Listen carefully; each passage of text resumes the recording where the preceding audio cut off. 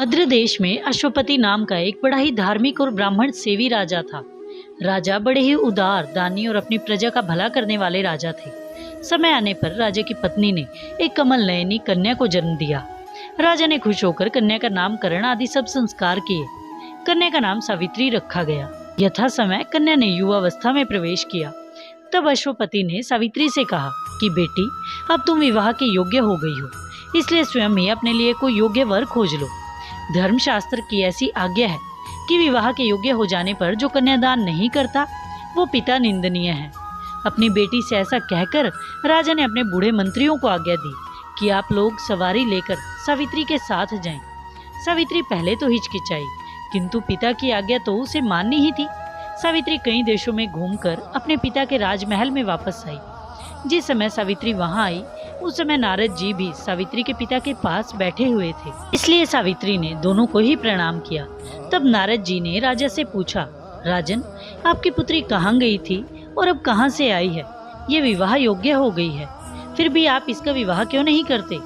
अश्वपति ने कहा, ऋषिवर, मैंने इसे इसी कार्य के लिए भेजा था और ये आज ही वापस आई है।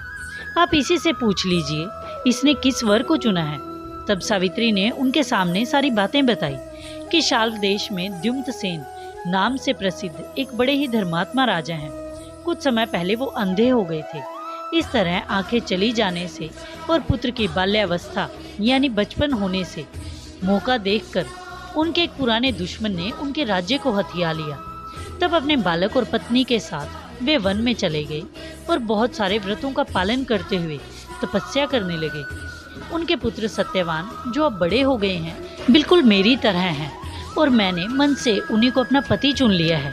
ये सुनकर नारद जी ने कहा, राजन, बड़े ही खेद की बात है। सावित्री से बड़ी भूल हो गई, जो इसने बिना जाने ही गुणवान समझकर सत्यवान को वर लिया।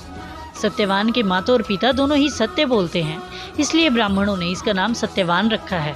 राजा ने तब नारद से पूछा, ऋषिवर, आप मुझे ये बताने की कृपा करें कि राजकुमार सत्यवान तेजस्वी, बुद्धिमान, क्षमावान और शूरवीर तो है ना? नारद जी बोले, राजन, सत्यवान सभी गुणों से संपन्न है, किंतु उसमें केवल एक ही दोष है और उसी एक दोष के कारण उसके सारे गुण दब गए हैं। और वो दोष ये है कि आज से ठीक 1 वर्ष के बाद सत्यवान की मृत्यु हो जाएगी। तब राजा ने सावित्री से कहा, सावित्री पुत्री, तुम दोबारा जाओ और किसी दूसरे वर की खोज करो।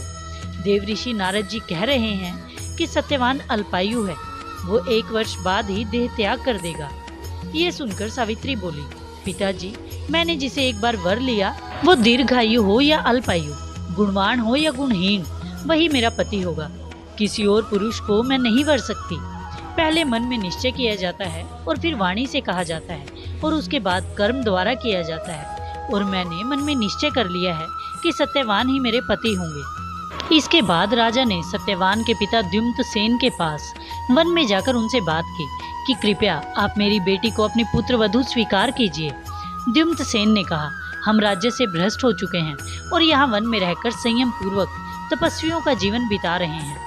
आपकी कन्या ये सब कष्ट सहने के योग्य नहीं है, क्योंकि मैं भी पहले से ही अपने बेटे सत्यवान का विवाह आपकी पुत्री से करवाना चाहता था, किंतु राज्य नया होने के कारण मैंने अपना ये विचार छोड़ दिया था। तब सावित्री के पिता ने कहा कि सुख और दुख तो आते जाते रहते हैं, मैं पक्का निश्चय करके ही आपके पास आया हूँ। इस तरह सत्यवान और सावित्री का विवाह संपन्न हुआ। सावित्री बिल्कुल साधारण वस्त्रों में सास ससुर और पति की सेवा करते हुए आश्रम में रहने लगी। बहुत दिन बीत गए और अंत में वो समय भी आया जब सत्यवान मरने वाला था। सावित्री एक एक दिन गिनती रहती थी। उसके मन में नारद जी का वचन सदा ही बना रहा था। जब उसने देखा कि आज से चौथे दिन उसके पति की मृत्यु हो जाएगी, तो उसने 3 दिन का व्रत धारण किया। वो दिन रात स्थिर होकर बैठी रहती और जिस दिन सत्यवान का समय इस धरती पर समाप्त होने वाला था, सत्यवान ने कंधे पर कुल्हाड़ी रखी और वन में जाने लगा। तब सावित्री ने कहा, आप अकेले न जाएं, मैं भी आपके साथ चलूंगी। सत्यवान ने कहा, तुम पहले कभी भी वन में नहीं गई हो, जंगल का रास्ता बड़ा ही कठिन है और तुम व्रत के कारण दुर्बल भी हो गई हो। सावित्री ने कहा कि मुझे व्रत के कारण कोई थकान नहीं है। इसके बाद सावित्री अपने सास और ससुर से जंगल में जाने के लिए आज्ञा लेने गई। तब उसके ससुर ने कहा कि जब से सावित्री का विवाह हुआ है, तब से कभी भी इसने हमसे कुछ नहीं मांगा। आज पहली बार इसने किसी बात के लिए हमसे याचना की है, इसलिए उन्होंने खुशी खुशी सावित्री को जंगल में जाने की आज्ञा दे दी। सत्यवान ने सबसे पहले जंगल में जाकर लकड़ियां काटी और लकड़ी काटते काटते उसके सिर में दर्द होने लगा और सारे अंगों में और हृदय में भी उसे जलन महसूस होने लगी। उसने कहा कि मेरा शरीर मुझे अस्वस्थ सा जान पड़ता है और ऐसा लग रहा है कि मानो मेरे शरीर में कोई बर्छी छेद रहा हो। कल्याणी, अब मैं सोना चाहता हूँ, मुझ में इस समय बैठने की भी शक्ति नहीं है। ये सुनकर सावित्री अपने पति का सिर गोदी में रखकर धरती पर बैठ गई। तभी उसने यमराज को वहां देखा। यमराज को वहां देखते ही पति का सिर भूमि पर रखकर सावित्री खड़ी हो गई। सावित्री ने देखा कि यमराज सत्यवान को ही देख रहे थे। इस पर सावित्री ने यमराज से कहा कि मुझे लगता है कि आप कोई देवता हैं, क्योंकि आपका ये शरीर मनुष्य का नहीं है। यमराज बोले, सावित्री, तू पतिव्रता और तपस्विनी है, इसलिए मैं तुम्हें बता रहा हूँ। तेरे पति की आयु अब समाप्त हो गई है और अब मैं इसे पाश में बांध कर ले जाऊंगा। सावित्री ने कहा कि मैंने तो सुना है मनुष्यों को लेने के लिए आपके दूत आया करते हैं, आप स्वयं यहाँ क्यों आए हैं? यमराज बोले, सत्यवान धर्मात्मा, रूपवान और गुणवान है। ये मेरे दूतों द्वारा ले जाए जाने योग्य नहीं है, इसलिए मैं स्वयं आया हूँ। इसके बाद यमराज सत्यवान को लेकर दक्षिण दिशा की ओर चल दिए। सावित्री यमराज के पीछे पीछे चल दी। ये देखकर यमराज ने कहा, सावित्री, तू लौट जा और अपने पति का अंतिम संस्कार कर। तू पति सेवा के ऋण से मुक्त हो गई है। पति के पीछे तुझे जहाँ तक आना था तू आ चुकी। सावित्री हार नहीं मान सकती थी, क्योंकि सत्यवान के अल्पायु होने का रहस्य जानते हुए भी उसने उनसे विवाह किया था। वो बोली, मेरे पति देव को जहाँ भी ले जाया जाएगा वहीं मैं जाऊंगी।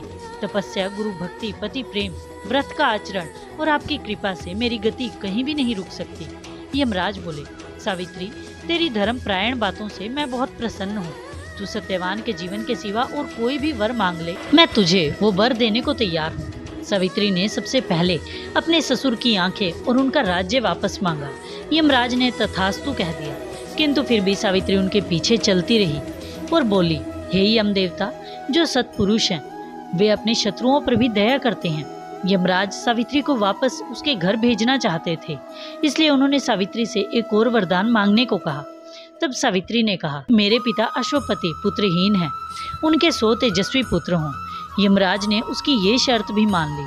सावित्री एक गुणवान महिला थी, इसलिए वो यमराज को अपनी बातों में उलझाना चाहती थी, और ऐसा हुआ भी। सावित्री ने यमराज की प्रशंसा की कि आप धर्मराज हैं, आप न्याय करते समय शत्रु और मित्रों की परवाह नहीं करते। यमराज इस तरह अपनी तारीफें सुनकर बोले, हे राजपुत्री, जैसी बातें मैंने तेरे मुंह से सुनी हैं वैसी बातें मुझे कभी किसी ने नहीं कही, इसलिए तू एक और वरदान मांग ले। तब सावित्री ने गोल गोल घुमाकर कहा कि मेरे सत्यवान के द्वारा कुल की वृद्धि करने वाले बड़े बलवान 100 पुत्र हों। और इस बार यमराज ने सावित्री की बातों की गहराई समझे बिना ही उसे कहा, तेरे बल और पराक्रम से संपन्न 100 पुत्र होंगे, जिनसे तुझे बड़ा आनंद प्राप्त होगा। राजपुत्री, अब तू लौट जा, तू बहुत दूर आ गई है। इस पर सावित्री ने कहा, हे देव, आपने मुझे पुत्र प्राप्ति का वर दिया है, वो बिना दाम्पत्य धर्म के पूरा नहीं हो सकता। अब आप मेरे पति को जीवित कर दीजिए, इससे आपका ही वचन सच होगा, क्योंकि पति के बिना तो मैं मौत के मुंह में ही पड़ी हुई हूँ। पति के बिना कैसा सुख और कैसा जीवन। सत्यवान के बिना मुझे स्वर्ग और लक्ष्मी किसी की भी चाह नहीं है। सावित्री की ये बातें सुनकर धर्मराज बहुत खुश हुए, और ऐसा ही हो कहकर उन्होंने सत्यवान का बंधन खोल दिया। इसके बाद वे सावित्री से कहने लगे, हे कुल नंदिनी, कल्याणी, ले, मैं तेरे पति को छोड़ता हूँ, अब ये निरोग हो जाएगा। इसके और तेरे सभी मनोरथ पूर्ण रहेंगे। ये तेरे सहित 400 वर्षों तक जिएगा और इस संसार में कीर्ति प्राप्त करेगा। यमराज के चले जाने पर सावित्री अपने पति को पाकर उस स्थान पर आई जहाँ सत्यवान का शव पड़ा हुआ था।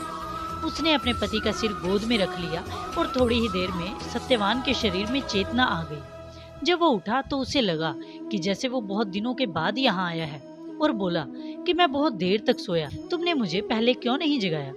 और ये काले रंग का मनुष्य कौन था जो मुझे खींच के ले जा रहा था? सावित्री ने कहा, आप मेरी गोद में बड़ी देर से सोए पड़े हैं। वे श्याम वर्ण के पुरुष, प्रजा का नियंत्रण करने वाले देव श्रेष्ठ यम थे। अब वे अपने लोक को चले गए हैं। देखिए, अब सूर्य अस्त हो चुका है और रात भी गाढ़ी होती जा रही है, इसलिए ये सारी बातें मैं आपको कल सुनाऊंगी। इस तरह सावित्री ने यमराज से अपने पति के प्राणों की रक्षा की, और जैसा कि यमराज ने कहा था कि सावित्री के ससुर को उनका खोया हुआ राज्य वापस मिल गया और सावित्री ने तेजस्वी 100 पुत्रों को जन्म दिया। आशा करती हूँ वीडियो में दी गई जानकारी आपको पसंद आई होगी। अपना कीमती समय देने के लिए धन्यवाद। हरे कृष्ण।